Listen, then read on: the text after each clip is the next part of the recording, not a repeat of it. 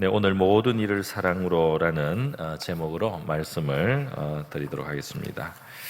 우리가 만약에 사랑하는 자녀가 있는데요, 우리 자녀에게 정말 유언적으로 한 가지 꼭 이 자녀를 위해서 우리가 해주고 싶은 당부의 말, 권면의 말, 혹은 꼭 그렇게 지키기 위해서 그 자녀를 복되게 하고 싶은 말이 있다면 이제 우리가 그것을 자녀에게 줄 텐데요. 그러면 우리가 기대하는 것은 무엇입니까? 우리 자녀가 그것을 마음에 늘 새기고, 그걸 마음에 늘 깊이 간직하고, 그걸 늘 행하고자 혹은 실천하고자 하는 그런 생각을 가질 때 우리의 마음에 참 만족하고 흡족하고 기쁠 것이라고 생각합니다. 또 만약에 어떤 사람이 기업을 경영을 하는데 자기가 사랑하는 자기 그 부하 직원이 있는데요, 이것을 이제 물려주고 싶어서 그 부하에게 어떻게 하라고 이제 지시를 내렸어요. 그렇게 지시를 내리고 꼭 이렇게 하라고 지침을 줬는데 그가 만일 그 당부한 것을 늘 마음에 새기고 그래 그 실천을 해서 그래서 내가 그것을 나중에 이제 물려줄 수 있고 이렇게 된다면 얼마나 그 기쁨이 되겠습니까? 그죠? 만약에도 그 반대일 경우도 생각해 볼 수 있는데요. 그 부모의 뜻을 가볍게 생각하고 마음에 두지 않든지, 그리고 또 이 물려주고 싶은 사람의 그 마음을 생각하지 않고 그거를 하찮게 여기든지 이렇게 하면은 얼마나 그 참 안타깝겠습니까? 오늘 우리는 하나님께서 우리에게 정말 복이 되게 하시려고, 또 우리를 축복하시려고, 또 우리에게 영광의 상속을 주시기 위해서 우리에게 당부하시고 권면하시고 명령하시는 그것이 있다는 사실을 기억해야 할 것입니다. 그것이 뭐냐면은 바로 사랑을 행하라는 것입니다. 사랑을 실천하라 하는 것이 바로 그것이 되겠습니다. 그런데 우리 하나님께서 우리에게 서로 사랑하라 혹은 이웃을 사랑하라 이렇게 사랑을 명령하셨다는 이 사실, 이것이 가장 우리에게 준 큰 그 계명이고 또 사명이라는 사실을 우리가 이제 생각을 해야 되는데요. 우리 요한복음 3장 16절에 보면 하나님이 세상을 이처럼 사랑하사 독생자를 주셨으니 이는 그를 믿는 자마다 멸망하지 않고 영생을 얻게 하려 하심이라. 복음을 이렇게 설명했습니다. 여기 보면 이제 우리가 하나님께 받은 사랑이 먼저 설명이 되어 있습니다. 하나님이 이 세상에 이제 우리가 포함되어 있는 겁니다. 우리 바로 죄인된 우리 하나님 뜻을 알지도 못하고 살아갔던 우리가 있어요. 이 세상을 이처럼 사랑하는데 그 사랑이 독생자라고 하는 하나님의 가장 귀한 하나님의 그 보배를 우리에게 주셔서 우리가 멸망하지 않고 영생을 얻게 하려고 하신 이 하나님의 깊은 사랑이 이렇게 이제 복음으로 우리에게 전해지고 나타나게 된 것입니다. 그래서 우리가 이 하나님이 우리에게도 사랑을 명하실 때 말이죠, 이 우리가 어떤 너무 무거운 의무와 짐을 하나님이 우리에게 부탁하고 있다 이렇게 생각하기보다 먼저는 하나님이 우리를 사랑해 주신 그 사랑에 대해서 우리가 관심을 가져야 됩니다. 그 사랑의 계명, 우리가 살아가야 될 가장 중요한 표대, 가장 중요한 목표가 된 이 사랑을, 이웃을 사랑하라는 바로 이 말씀의 그 당부를 우리가 생각하기 때 먼저는 우리에게 주신 하나님의 큰 사랑을 우리가 깨달아야 된다 이 말이죠. 그걸 먼저 생각해야 된다 이 말입니다. 사랑의 내용을, 사랑은 보통 우리가 뭐라고 하느냐면은 조금 이제 세부적으로 그걸 따져보자면 그 대상을 소중하게 생각하는 거다 이렇게 말할 수가 있습니다. 이 대상을 소중하게 생각하는 거죠. 우리가 자녀를 소중하게 생각하지 않습니까? 값을 치르고라도 그 보호하려고 하고요. 또 이 사랑의 속성에는 뭐가 있느냐면 그 대상을 기뻐하는 것이 있습니다. 그 자체로 기뻐하는 거죠. 뭘 꼭 잘해서만이 아니고 그 자체를 우리가 소중하게 여길 뿐 아니라 우리에게 기쁨이 된다는 것, 이것이 또 사랑의 성격이라고 하겠습니다. 또 사랑의 성격이 있는데 그것은 뭐냐면 그 대상을 진정으로 위한다는 겁니다. 할렐루야. 진정으로 그를 위하는 것이죠. 그에게 정말 무엇이 진실로 유익한지를 생각해서 그것을 베풀려고 하는 것. 이것이 이제 사랑이라고 하겠습니다. 귀히 여기고 기뻐하고 그리고 유익을 주려고 하는 바로 이것이 이제 사랑의 내용이었어요. 그래서 하나님이 세상을 이처럼 사랑한다 이렇게 했을 때요, 바로 그 사랑의 내용이 적용이 되는 것이죠. 그러니까 바로 하나님이 우리를 귀한 존재로 여겨주신다 이런 뜻입니다. 우리 하나님의 형상으로 지음받은 우리 인간들이 비록 죄로 말미암아서 하나님과 멀어지거나 하나님을 잊어버리거나 하나님을 떠나 있다고 할지라도 하나님은 우리를 귀한 존재로 여기시기 때문에 우리를 찾아오시고 우리를 건지시려고 하시는 것이죠. 또 하나님이 우리를 기뻐하신다는 것인데요, 우리 창세기 하나님이 천지 만물을 창조하시고 다른 모든 것을 아름답고 조화롭게 지으셨을 때 보시기에 좋았다고 항상 날마다 그 평가가 나와 있어요. 그러나 마지막 날에 여섯째 날 사람을 창조하시고서 하나님께서 보시기에 심히 좋았더라. 그러니까 하나님의 기쁨이 되었다 이 말입니다. 할렐루야. 우리 사람을 하나님의 형상으로 만드시고는 하나님이 그렇게 기뻐하셨다 이 말이에요. 그리고 이 세계를 이 하나님 형상대로 지음 받은 사람의 주관으로 맡기고 돌보게 하고 다스리게 하시고 또 그것을 누리게 하신 바로 이 하나님의 사랑이 있습니다. 하나님은 자기 백성을 우리를 불러주실 때 우리를 사랑해 주십니다. 이 스바냐 3장 17절에 보면요, 이 하나님과의 관계가 바로 된 이스라엘을 향한 하나님의 사랑이 얼마나 큰지 나타나 있어요. 너의 하나님 여호와가 너희 가운데 계시니 그는 구원을 베푸실 전능자이시라. 그가 너로 말미암아 기쁨을 이기지 못하시며 그랬어요. 기쁨을 이기지 못하시며 너를 잠잠히 사랑하시며, 여기 이제 사랑과 이 기쁨이 같이 있는 거죠. 그러니까 우리를 사랑하시기 때문에 하나님은 우리를 기쁘게 여기십니다. 그죠? 너로 말미암아 즐거이 부르며 기뻐하시리라. 이렇게 하나님의 기쁨이 있다는 것을 말씀하고 있어요. 그러니까 이 하나님에게 가장 큰 기쁨을 드릴 수 있는 피조물은 바로 우리 인간입니다. 할렐루야. 천사들이 늘 순종해도 이 천사들보다도 하나님이 정말 더 큰 기쁨을 얻는 대상은 바로 저와 여러분이 하나님께 있어서 최고의 기쁨을 드릴 수 있는 존재라는 사실을 기억하시기 바랍니다. 우리가 하나님을 기쁘시게 하는 존재란 말이에요. 여러분, 그리고 귀하게 여기고 기뻐한다고 했죠. 그리고 유익하게 한다 그랬습니다. 그러니까 하나님은 우리의 진정한 유익을 구하시는 분이에요. 그것을 알아야 됩니다.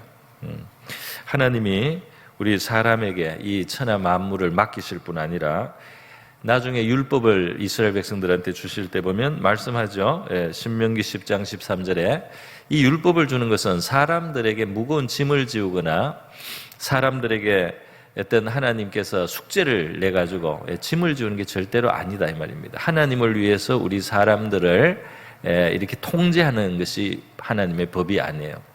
하나님의 율법은 우리 인간 사용서라고 할 수 있어요. 우리 인간의 사용서. 말하자면 우리 하나님이 만드신 인간이 어떻게 해야지 행복할 수 있는지, 어떻게 해야지 만족할 수 있는지, 어떻게 해야지 복될 수 있는지, 그것을 아신 하나님이 그걸 지침을 주셨다 이 말입니다.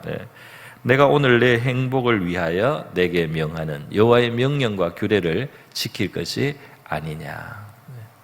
네 행복을 위하여라고 했어요. 이게 하나님을 위한 게 아닙니다. 바로 저와 여러분을 위한 그 안내서가 하나님의 율법의 말씀이다 이 말이에요. 그 길을 행해야 우리는 행복할 수 있다 이 말입니다. 그래서 하나님은 우리의 유익을 위해서 율법도 주시죠. 때로 어떤 사람은 하나님이 자기를 책망한다, 하나님이 나를 벌 주신다, 하나님이 벌 주실 때 있습니다. 맞습니다. 그러나 여러분, 이 징계라고 하는 것이 무엇입니까?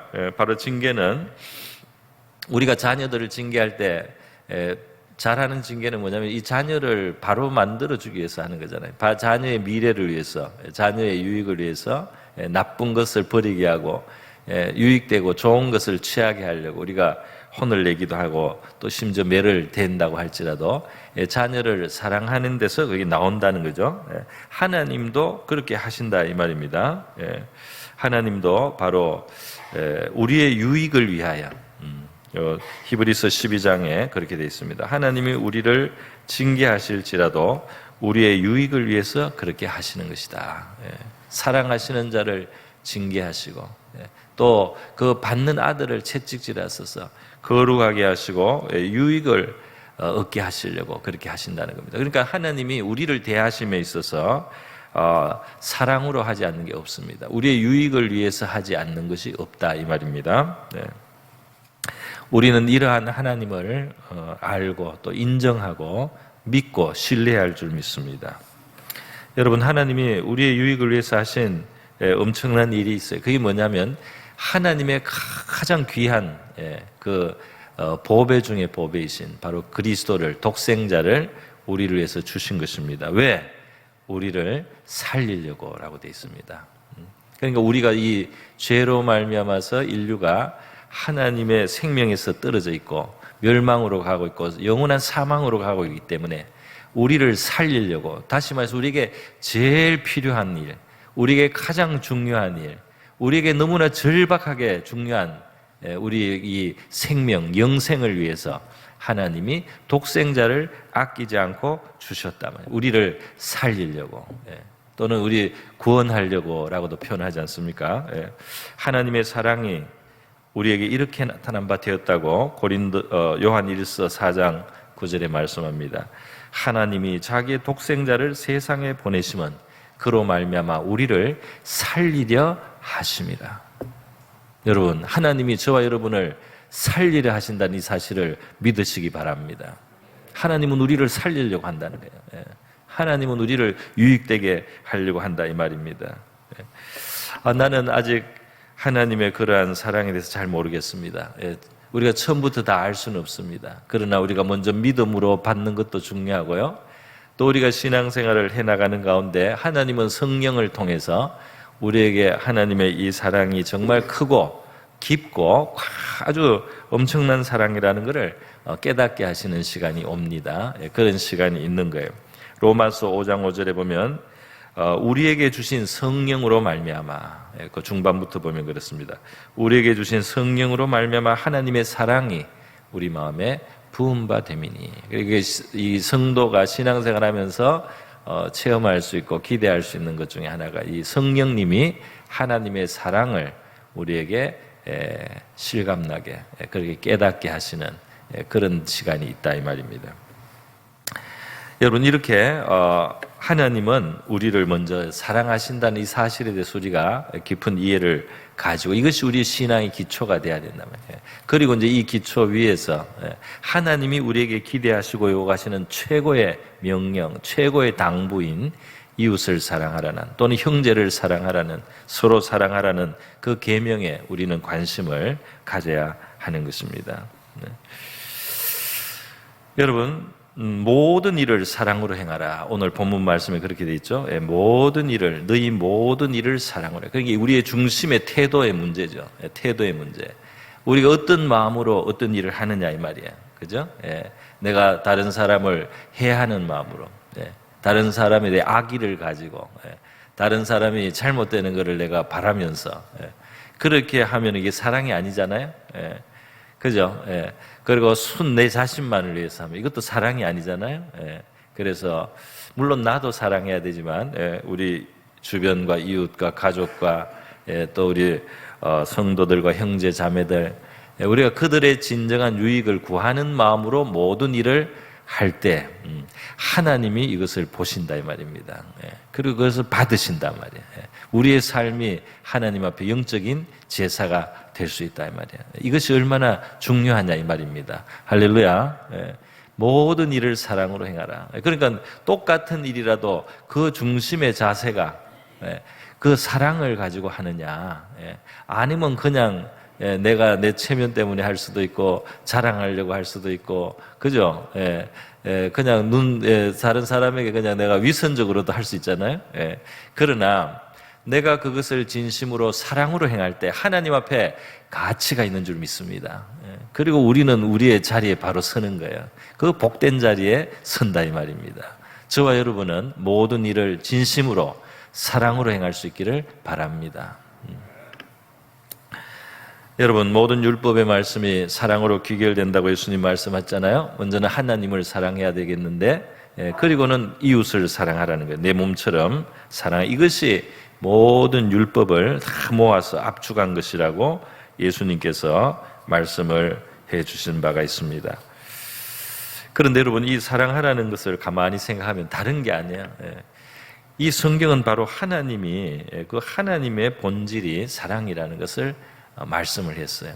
하나님은 본질이 사랑이에요. 그렇기 때문에 우리도 하나님을 닮은 존재로 지음받았기 때문에 말이에요. 하나님이 그 사랑이신 하나님이 우리를 향하신 그 베푸신 사랑, 그걸 우리도 깨닫고, 그리고 우리도 이 하나님을 닮은 사랑을 해야만 우리 자신이 온전해집니다. 우리 자신이 온전해진단 말이에요. 그래서 결국 이 사랑의 태도로 다른 사람의 유익을 위한 바로 그 마음, 또 존중하고 귀히 여기고 기뻐하는 그런 마음을 가지고 우리가 살아갈 때 말이죠. 이것이 하나님을 본받는 것이 돼요. 이것이 에베소서 5장 1절의 표현에 이렇게 되어 있습니다. 그러므로 사랑을 받는 자녀같이 너희는 하나님을 본받는 자가 되고. 하나님을 본받으려니까 너무 엄청난 것 같은데요. 우리 유익을 구하고 진심으로 우리 주변과 상대방을 위하는 자세를 우리의 마음에 가지는 것입니다. 여러분, 이렇게 우리가 사랑으로 행하는 거예요. 그런데 이제 한 가지 생각해야 될 것이 있습니다. 그게 뭐냐면 이 하나님의 온전하신 같이 우리도 온전해서 사랑을 베풀어서 말이죠. 예수님이 마태복음 5장에서 하나님은 악인에게도 자비를 베풀 만큼 사랑이 크다 그랬어요. 하나님은 이 은혜를 모르는 자에게도 비를 내리시고 해를 비춰주셔서 그 살아갈 수 있도록 그 베푸시는 그 사랑과 아량이, 하나님의 이 마음의 도량이 굉장히 크다는 거예요. 큰 사랑이에요. 그런 사랑을 베풀고 있습니다. 그러나 우리가 이제 한 가지 알아야 되는 것이 있는데, 그것은 이 사랑에 있어서 먼저는 이 자세가 유익을 구하는 것인데요. 우리가 자녀를 기르면 경험하지만 자녀에게 우리가 눈먼 사랑을 해서는 안 되는 걸 압니다. 그죠? 이 자녀에게 잘못하면 해가 돼요. 그러니까 너무 이 자녀를 오냐오냐 해가지고 말이죠. 그래서 이 자녀를 혼도 한 번 안 내고 잘못하는데도 바로잡아 주지 않고 요구하는 대로만 무조건 들어준다. 이게 사랑은 아니다 이 말이에요. 그 잘못했을 때 눈물이 쑥 빠질 만큼 혼을 내야 될 때도 있습니다. 그것이 사랑이다 말이죠. 그런 사랑, 그러니까 이 지혜가 있는 사랑, 지식이 있는 사랑, 정말 무엇이 그에게 정말 유익한지를 알고 하는 사랑, 그런 사랑, 그 사랑을 하나님이 우리에게도 베풀고 있어요. 그렇기 때문에 우리가 바라는 대로 다 안 들어줄 수 있습니다. 우리가 생각할 때 좋아도 하나님이 볼 때 최선이 아닐 수 있다 이 말이에요. 그래서 하나님이 우리를 대하실 때 때로는 우리를 혼내시는 것 같아요. 그래도 그 뒤에는 사랑이 있다 이 말이에요. 진심으로 그것이 우리에게 유익하기 때문에. 그래서 우리가 하나님의 사랑을 닮을 때 그런 면도 닮을 필요가 있어요. 그래서 우리 잠언 말씀에 보면 13장 24절에 매를 아끼는 자는 그 자식을 미워하는 것이다. 물론 어떤 사람이 자식을 사랑하기 때문에 자식을 보면 마음이 약해져서 혼을 못 내는 사람이 있어요. 그래가지고 막 부모 멱살을 잡고 막 엄마를 때리고, 그래도 혼을 못 내요. 그런데 이것은 참 사랑으로는 부족합니다. 자식을 아끼는 것은 알겠는데 그 사랑은 온전한 사랑이 못 돼요. 그 매를 못 대는 그 사랑은 부족한 사랑이에요. 자기 마음이 아프더라도 자식을 혼내야 되는 거죠.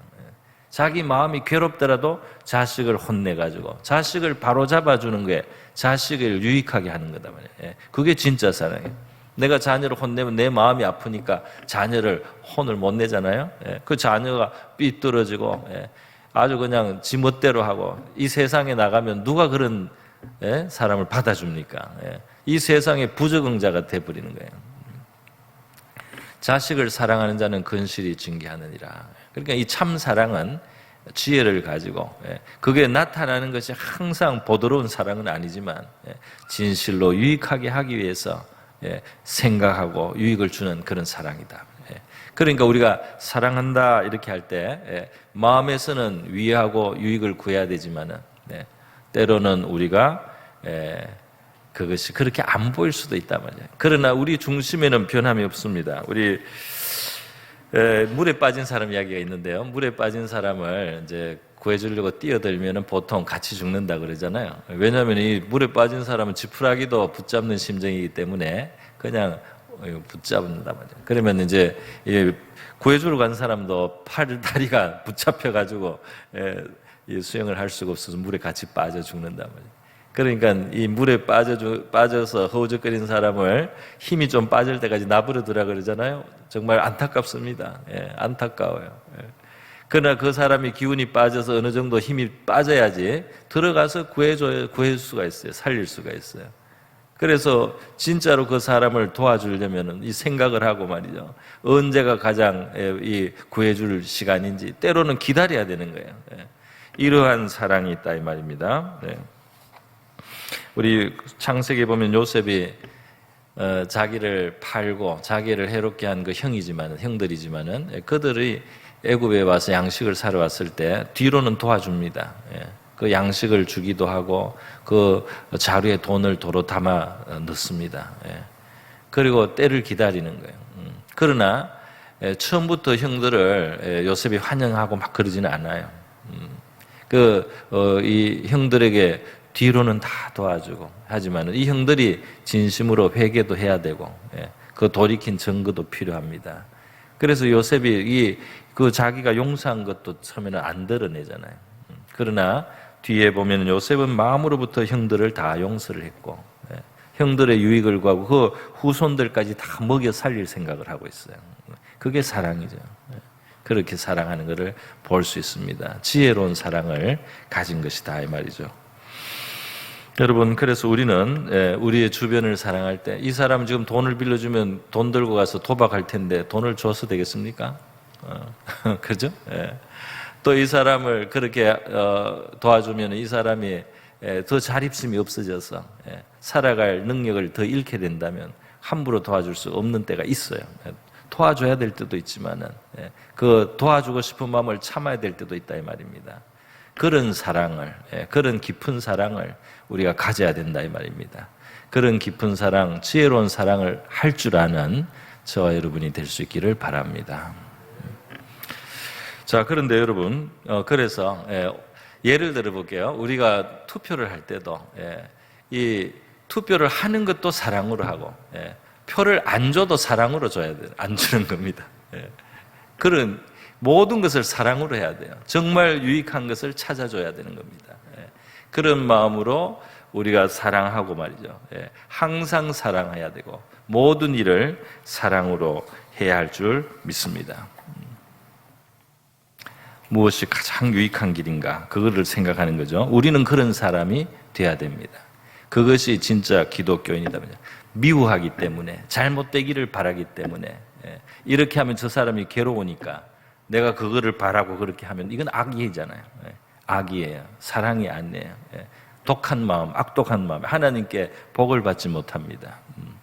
그러나 우리가 어떤 일을 하더라도 그 중심에 그 상대방을 위한 최선의 길을 생각해서 행하는 사랑, 그 자세를 가지고 우리가 모든 일을 할 수 있기를 바랍니다. 여러분, 이 사랑을 행하는 자들에게는 하나님의 약속이 있어요. 무슨 약속이 있습니까? 요한 1서 4장에 보면 12절에 이 사랑을 우리가 실천할 때 하나님의 임재하심이, 하나님이 우리와 가까이 해주십니다. 어느 때나 하나님을 본 사람이 없으되 만일 우리가 서로 사랑하면 하나님이 우리 안에 거하시고 그의 사랑이 우리 안에 온전히 이루어지느니라. 우리 안에 거하신다네, 하나님이. 우리가 사람을 사랑해야 하나님이 가까이 오시는 거예요. 또 있습니다. 16절에도 하나님이 우리를 사랑하시는 사랑을 우리가 알고 믿었노니 하나님은 사랑이시라. 하나님 사랑이라고 하잖아요. 사랑 안에 거하는 자는 하나님 안에 거하고 하나님도 그의 안에 거하시느니라. 할렐루야. 하나님이 우리에게 어떻게 하면 다가오시고 가까이 계시고 하나님의 임재하심이 우리의 영혼과 삶 속에 뚜렷하게 나타날 수 있습니까? 우리가 사랑의 이 계명과 표대를 바라보고 그 자세를 가지고 그 모든 일을 사랑으로 행하려고 할 때 하나님이 너무 기뻐하신다 이 말이에요. 그래서 자기를 우리에게 나타내시게 되는 것입니다. 할렐루야.